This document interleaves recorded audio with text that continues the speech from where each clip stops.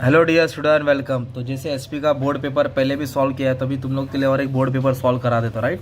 तो ऐसे ही पेपर तुम लोग आएगा, शक्ल ऐसी रहेगा, थोड़ा आगे पीछे चेंज होगा। ओके, तो पहला ब्लैंक्स या ऑप्शन दुआ करो कि ऑप्शन वाला है, कभी कभी विदाउट ऑप्शन भी आता है। फर्स्ट बोला है finance is the management of affair of the company. Finance का मतलब पैसा होता है, तो क्या फाइनेंस मार्केटिंग होता है क्या? नहीं। प्रोडक्शन होता है क्या? मॉनिटरी मतलब पैसा, तो आंसर आएगा मॉनिटरी। क्या आएगा? Under dash method issue price are shares, मतलब जो भी शेयर है उसको खरीदा या बेचा जाता है ऑन बिडिंग। नहीं क्या आईपीएल में बोली लगती है ना, बिडिंग, तो बिडिंग को बोलते हैं बुक बिल्डिंग मेथड। क्या बोलते हैं? फिक्स प्राइस में तो फिक्स ही रहता है ना प्राइस, और बोनस शेयर तो फ्री में देता है। तो बुक बिल्डिंग में प्राइस को बिडिंग लगाते, बोली लगाते। क्या लगाते? बोली लगाते। When the trade bill is accepted by commercial bank, जब कोई भी ट्रेड बिल एक्सेप्ट करता है उसको क्या बोलते हैं? Commercial bill. क्या बोलते हैं उसको? नहीं, कमर्शियल बिल नहीं है वो, कमर्शियल बैंक बोला है ना, तो फिर ये आएगा इसका कमर्शियल पेपर। क्या आएगा इसका? Commercial paper. डाउट रहेगा जरा कमेंट में डाल देना, ठीक है। कमर्शियल पेपर है। और जो भी डिपॉजिट रिसिप्ट होता है, जो अपन पैसा जमा करते हैं, तो जो भी पावती आता है उसका रिसिप्ट आता है, कितने दिन में आना चाहिए? 30 डेज। कितने दिन में आना चाहिए? 30 डेज। डिपॉजिट रिसिप्ट कितने डे में आना चाहिए? 30 days. Dash is not link to the profit of the company, मतलब प्रॉफिट में क्या लिंक नहीं। देखो, प्रॉफिट में बोनस आता है और डिविडेंड आता है। बोनस आता है और इंटरेस्ट नहीं आता, वो तो ब्याज होता है ना, बाहर वालों को देना पड़ता है। It is not link with the profit. जैसा घुमा फिरा के हार्ड आया। नेक्स्ट ट्रू और फॉल्स दिया है, सही और गलत, सत्य और सत्य। तो ट्रेड क्रेडिट एक उधार होता है शॉर्ट टर्म, इससे major source of long term finance. बोला कि trade credit long term finance है, गलत। लॉन्ग टर्म फाइनेंस में आता है बैंक लोन आता है, क्या आता है? इक्विटी शेयर आता है। तो ये सब नहीं है ना यार, तो ये गलत बोला, इसलिए फॉल्स डाल देंगे। क्या डाल देंगे? Financial institution underwrite the issue of security. Underwrite का मतलब होता है कि वो गारंटी लेता है शेयर बेचने का। फाइनेंशियल इंस्टीट्यूशन मतलब बड़े बड़े इंस्टीट्यूशन, आईसीआईसीआई, आईडीबीआई, एचडीएफसी, तो ये ट्रू है। ओके, वो लोग अंडरराइटर का काम करते हैं। Company appoints credit rating agency. किसको अपॉइंट करेगा? एक एजेंसी को, जो कंपनी के सिक्योरिटी को स्टार देगा, रेटिंग देगा। क्यों देता है? To protect the interest of the depositor. Yes, ताकि जो डिपॉजिटर का इंटरेस्ट है वो बचा रहे। तो ये सही है। Only fully paid up share can be forfeit. Forfeit मतलब कैंसल। तो शेयर कौन सा कैंसिल होगा? Partly paid up. जिसने पूरा पैसा भर दिया उसका शेयर कैंसिल नहीं होता है। जो पार्टली पेड अप है उसका शेयर क्या होता है? तो फोरफिट फुल्ली पेड अप का नहीं होता, पार्टली पेड अप का होता है। It is a false statement. Treasury bill are issue by commercial bank. False. Government issue करता है, सेंट्रल गवर्नमेंट। कौन इश्यू करता है? तो ये बैंक नहीं इश्यू करता ट्रेजरी बिल, तो ये फॉल्स था। अभी कंप्लीट द सेंटेंस दिया है। ड्यूरिंग रिसेशन पीरियड, दो पीरियड होता है। एक होता है बूम। बूम का मतलब एक ऐसा पीरियड बिजनेस बहुत कमाता है, छापता है पैसा। और रिसेशन मतलब लॉकडाउन के टाइम, कोरोना वायरस में सबका बिजनेस चालू था कि बंद था, तो फिर सेल्स ज़्यादा रहेगा कि कम होगा? तो इधर लिख दो डिक्लाइन। क्या लिख दो? और सेल विल डिक्रीज। क्या लिख दो? डिक्रीज। डिक्रीज लिखो तो भी चलेगा। Secured debenture should be redeem. जो भी सिक्योर्ड डिबेंचर उसको रिटर्न करो from the date of issue. कितने साल में? 10 साल के अंदर सिक्योर्ड डिबेंचर का पैसा रिटर्न करना पड़ता है। कितने साल के अंदर? Parties involve in transfer of share are transferor and transferee. कितने पार्टी इन्वॉल्व है? 2, एक ट्रांसफरर और एक और ट्रांसमिशन ऑफ में एक ही पार्टी। कितनी पार्टी है ना? नेक्स्ट अ स्पेकुलेटर। स्पेकुलेटर वो बंदा है जो शेयर खरीदता है, बेचता है। उसको क्या लग रहा है? Fall in price. क्या है? तो जब शेयर गिरता है तो वो स्पेकुलेटर को बोलते हैं बेयर। क्या बोलते हैं उसको? भालू बोलते हैं। उसको बोलते हैं मंदी, मतलब मार्केट गिरता है तो फायदा उठाता है। और जब शेयर का प्राइस बढ़ता है तो उसको बोलते हैं बुल। क्या बोलते हैं उसको? तो अभी अपना निफ्टी 22,000 पे ट्रेड चल रहा है। मतलब आज निफ्टी क्या है? 2000 कौन सा डेट है आज? 2024 कितनी तारीख है आज? 16 जनवरी। तो निफ्टी बुल रन पे, किस पे?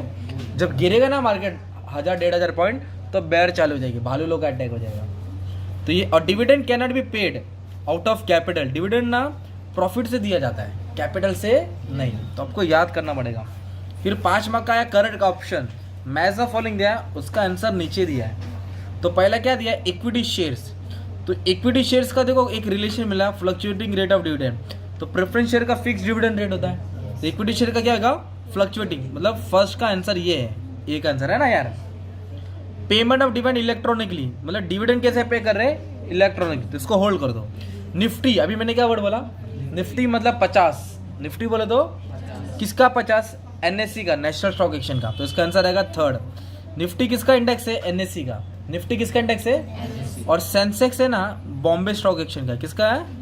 जिसमें 30 कंपनी है। निफ्टी में कितना कंपनी है? 50।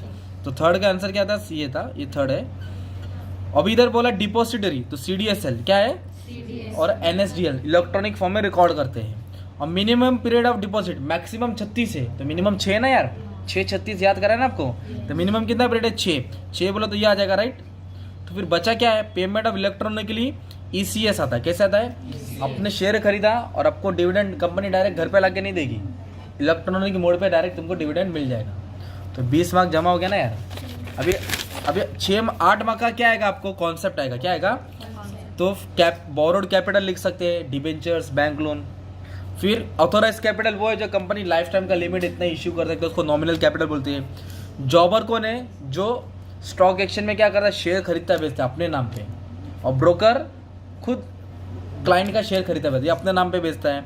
डिबेंचर ट्रस्टी जो डिबेंचर का देखभाल करता है। तो कोई भी तुमको 4 सिलेक्ट करना है। ओके, ये हो गया 8। तो 20 पे कितना हो गया? 8। अभी अपन 8 पे 6 ऐड करेंगे, तो 6 होएगा तुम्हारा केस स्टडी। क्या होएगा? इधर बोला है balance sheet of diamond works. किसका बोला है? Shows equity capital of 25 crore. खुद का पैसा कितना है? 25 करोड़। और रिटेन अर्निंग जमा किया पैसा 10 करोड़। 25 करोड़ भी है और 10 करोड़ खुद का पैसा है। पहला सवाल तुम्हारे स्क्रीन पे ये रहा, इज कंपनी फाइनेंशियली साउंड? क्या कंपनी का बहुत पैसा है? यस, कंपनी बहुत अच्छी है, फाइनेंस है कंपनी। साउंड मतलब अच्छा, नॉट डीजे वाला साउंड। साउंड मतलब अच्छा। अभी जैसे पूछे ना हाउ आर यू, तो हम आप बोलते हैं अच्छा हूँ मैं, ठीक हूँ। तो इंग्लिश में बोलते हैं आई एम साउंड गुड, मतलब अच्छा हो।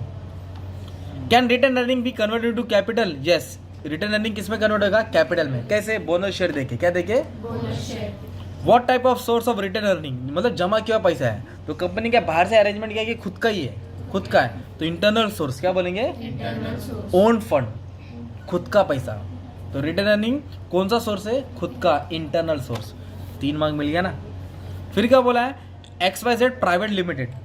कौन सी कंपनी बोला है? Company wants to raise fund, पैसा उठाना है थ्रू डिपॉजिट। कैसे उठाना है? डिपॉजिट। पहला सवाल, can company accept deposit from public? No, क्योंकि प्राइवेट कंपनी पब्लिक से पैसा कौन सी ले सकता है? Public limited. तो आंसर नो आएगा और पूरा स्टेटमेंट कॉपी कर देने का।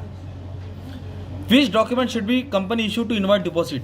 डिपॉजिट के लिए कंपनी को क्या देना पड़ेगा? डिपॉजिट नहीं, इशू तो डिपॉजिट रिसिप्ट। क्या देंगे? नहीं, इनवाइट बोला ना तो प्रोस्पेक्टस। क्या देना पड़ेगा?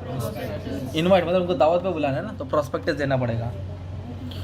और मैक्सिमम पीरियड कितना है डिपॉजिट का? अभी तो मैंने बोला मिनिमम 6 है और मैक्सिमम 36, और मिनिमम है तो 6। किसका? डिपॉजिट। फिर और एक क्या बोला है? XYZ कंपनी डिसाइड टू पे डिविडेंड। डिविडेंड मतलब प्रॉफिट का हिस्सा बांट रही है। फाइनल डिविडेंड साल में एक बार बांटेगी, इंटरिम साल के बीच में। Interim can it be paid out of free reserve? क्या कंपनी जमा किया पैसे से इंटरिम डिविडेंड पे कर सकती है? No, company interim dividend current year profit से ही दे सकती है।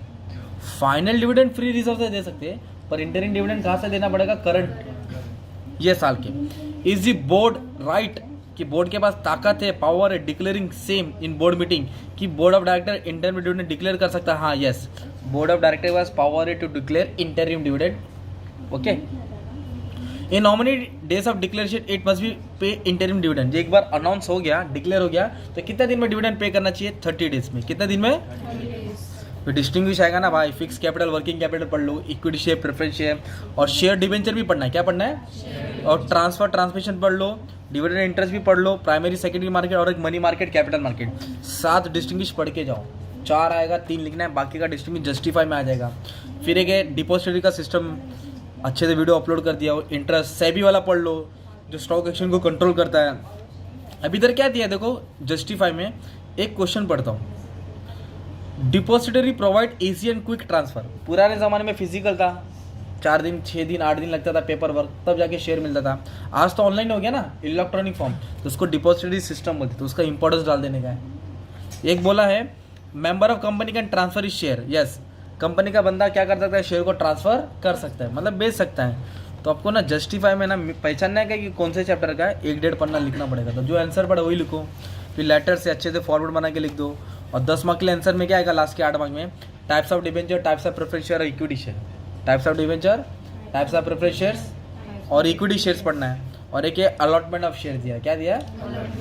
तो यही तुम्हारे टॉपिक है इसमें आने का, राइट? ऑथोराइज कैपिटल वाला। तो ये तुम्हारा SP पेपर अच्छे से डिस्कस हो गया, ठीक है। Thank you very much and all the best for exam.